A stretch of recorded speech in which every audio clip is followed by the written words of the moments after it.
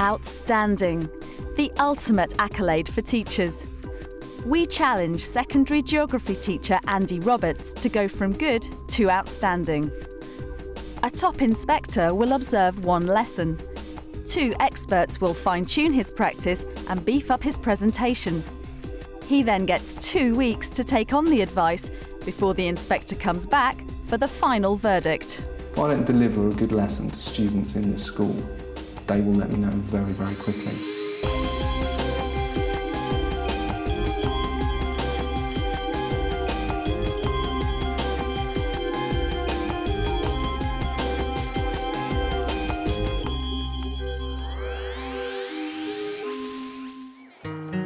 Sydney Russell School is a large mixed comprehensive in Dagenham, East London. Andy Roberts teaches geography. He's been teaching for 8 years. I did my first degree in physical geography. Following that, I worked in outdoor education, and that's probably the career that directed me towards teaching. The geography department rates Andy's teaching as good. My motivation for teaching is the subject which I teach, which is geography. And what I'd like you to do is see if, as a team, you can match that statistic with the correct statement. Andy loves his subject and he uses that to impart a love and an understanding of it to the students he teaches. What 3 things do you think are most important to make a successful Olympics? Not quite ready, need a little bit longer, okay? The lessons ain't all copy out of a book or nothing like that. He talks to us and we give him the answers back, so it's all interacted. Andy will focus the challenge on his Year 9s. I've taught those students now since they joined Sydney Russell School. So we have a very positive working relationship. It's a nice class to be observed with. 1 minute. Geography as a subject can be a little bit tedious at times, I have to admit, but he does then make it quite interesting for all the class. Ms Roberts inspires me because he's shown that he doesn't just teach geography, he lives geography. It's really challenging to set targets for yourself or recognise what it is that really could give you a lift at this stage in your career. I've been teaching 8 years, competent, a good teacher. It's really hard to get CPD that pushes you that little extra.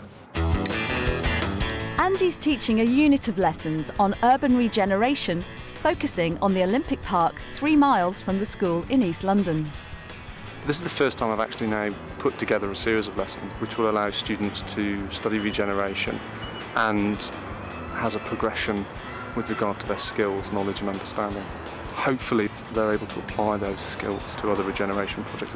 That's the key, that's what I want really at the end of it. It's the morning of his observation. With hundreds of inspections under her belt, School Inspector Claire Gillies leads inspection teams up and down the country. She certainly knows an outstanding lesson when she sees one. Andy's got 60 minutes to impress our inspector. Right, good afternoon, people. Now, the purpose of the lesson is to obviously achieve these objectives. And what I want you to do is go through each of the objectives and decide how well you can do that at the moment. For example, the first success criteria, Amber, says... I understand why East London was chosen to host the 2012 Olympic and Paralympic Games. OK. You make a decision. Some outstanding lessons may be calm, but you're watching the pupils and there is a great deal of thinking and learning going on just by the subtlety of the teacher's questions. So it's very important to look at the learning through the learner's eyes to see whether there's some outstanding features there. I want you to have a think about whether you're in favour of the Olympic Games being held 6 kilometres west of this site in 2012. If you're against the 2012 Olympics being held in East London, you stand on this side of the room. Rebecca, why are you in favour of the 2012 Olympic Games being held in East London? All these people coming over are obviously going to need accommodation, food and all that, so that'll bring in a lot of money for the country. Brilliant. Sit yourself down. Sit yourself down. As quick as you can, please. You have an OS map of the area of the Olympic Park. You also have an aerial photo. In addition to that, you have a collection of photos. And what I want you to do is use your map skills to work out which photo matches which of those locations on the OS map. Wait. There's the red dots there, that's a train station. Right, that's the marsh there, yeah? Yeah. So it must be number 3 because it's right near the marsh. Cycle circuit, so it's going to be down here. Oh, well spotted. Oh, yeah. You're doing very well. The lesson today, yeah, was quite challenging. The information we had was quite hard to gather at first, but when we had the Ordnance Survey map and we knew where the landscapes were, then it was easy to understand. Location number 5, where do you think that is? Fiona? E. Which is? Lee Valley Cycle Circuit. And how do you know that that is number 5? Because there's a cycle circuit right next to it. Absolutely. OK, in front of you there's a pack of lots of opinions. These are things that people have said either on telly or in interview or in the newspaper. Pick one of the resources that you feel is most powerful. I want you to then move to the side of the room where your opinion lies. So it's quite interesting. There seems to have been a shift. Let me go to Ellie. Which opinion is most powerful for you? The Olympic bulldozer clears all objections out of the way. There can be no debate, no exceptions, no modifications. Everything must go. Why is that opinion for you so powerful? He's saying get rid of the old to make way for the new, but some of the old stuff is like useful to London. So I'm going to ask you to go back to your seats, and the objective sheet I asked you to start out at the start to fill out at the front. Could I ask you to now do that again at the end of this lesson? So how did Andy get on? Thank you very much for letting me share that lesson with you. Let's just highlight and celebrate all the enormous strengths that are in your teaching skills. Excellent variety of activities. We had the sort of listening to each other, we had the kinesthetic by just a quick moving about. Perhaps the biggest compliment to pay you is that one of them said, well, you know, it's putting the world into context. So I thought, great. It was just such an enormous amount of content today that I felt the word I just felt prompted to use was almost overloaded. All the ideas, the content, where you were going, almost I felt we need a day for this. I feared before the lesson maybe it was content rich, but I liked each element of the lesson so much. Yes. I wanted people's opinions to be a part of it. I wanted all of those images. There is an overload there, you're absolutely right. Perhaps it could have just been thinned a little. I just feel there's perhaps a touch of your own personality that could come through a bit more. Your feelings, your views might just add a little warmth of your personality. Good afternoon, people was the start. Yeah, that was an interesting one. I wasn't conscious, it's obviously it was an something interesting I phrase. did, yeah. You've got off to a very good start, and I'm sure the potential's there for some outstanding lessons as you move through the topics. I think her comments were actually very perceptive. She made a comment about me not sharing my personality with the students. You know, one of my strengths is my classroom management, there's no doubt about that. And now I have that classroom management, maybe now I need to think about me and my personality.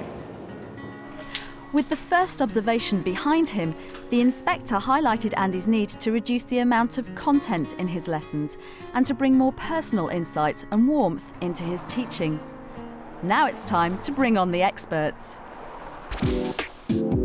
To boost Andy's progress, help comes from voice and communications coach Ulrika Schulte-Bauchloh and secondary geography expert Ruth Totterdell. They start by watching his lesson. And what I want you to do is go through each of the objectives and decide how well you can do that at the moment. I felt that it wasn't a very engaging start for the students, just filling in a sheet about the objectives, and he said the purpose of the lesson was to fulfil the learning objectives, which doesn't sound terribly exciting. The thing I'm going to work on with him most is that beginning of the lesson, trying to connect the children to the Olympic Games and set them off on these activities, but try and maybe link them all with a purpose. What I want him to do is be a little bit more personally involved. Where are these photos taken? Yeah. How did he get this idea? His vocal delivery is great. His body language is much more withdrawn. So I notice he covers a lot his mouth, folds his arms, covers his chest. So I will work simply on things like, have the courage to reach out. It's okay. I think he is a passionate teacher, but I don't think that passion comes over.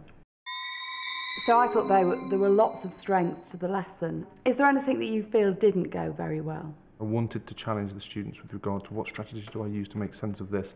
However, there was too much, quite simply, and I shouldn't have overloaded it quite as much. Right, Andy, one of the things we're going to work on is the purpose of your lesson. Now, right at the beginning, you said that the purpose was to achieve the objectives, and there was a long list of objectives. But I thought, what really was the aim of your lesson? I've reflected on those objectives, and I think the problem is that there was too much going on in that lesson, and I should have focused on a few of those objectives for the time in that lesson. Yes. And there was 2 lessons there, maybe 3. Just want you to maybe think of like 4 things that if you overheard on the way out, you'd have been really pleased to hear.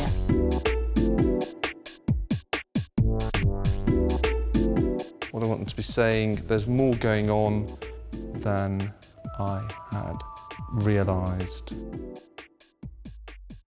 Do you think that all those purposes were achieved in the lesson? I do think the majority of them would have asked some of those questions to themselves. Rather than just having a list of objectives, it's good to actually think, well, what do I want these children to go out with? I'd like to now move on to what I think perhaps was the weaker part of the lesson, and that was the start. I think we could have really set that lesson in the context of an inquiry. And there are 4 stages of an inquiry lesson. First, creating the need to know, using data, making sense, and reflecting on the learning. You have an OS map of the area of the Olympic Park. You also have an aerial photo. The absolute strength of your lesson was in this using data. But I felt that at the beginning, this creating the need to know was just missing. There's London. Why was that chosen in the UK? And not only that, it's actually just down the road. So why, out of this whole world, is the Olympics going to be down the road? That is a really interesting question. Then it went on to making sense. Just from listening to what was going on, I didn't really get a sense of what it was like. I knew there was a station, a bit of a railway. What I wanted them to do is come up with certainly an image in their mind of what that place was like a year But you see, ago.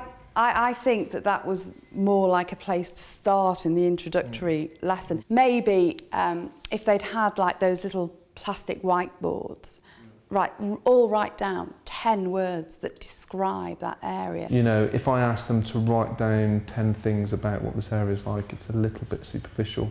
I'm getting them to describe the images rather than make sense of them. I just felt I didn't want to leave them too much. I really wanted them to take charge and decide what they want to do with these photos, how they would use them, reflect on that, and then in the future maybe they will be expected to produce something which is their interpretation of this site.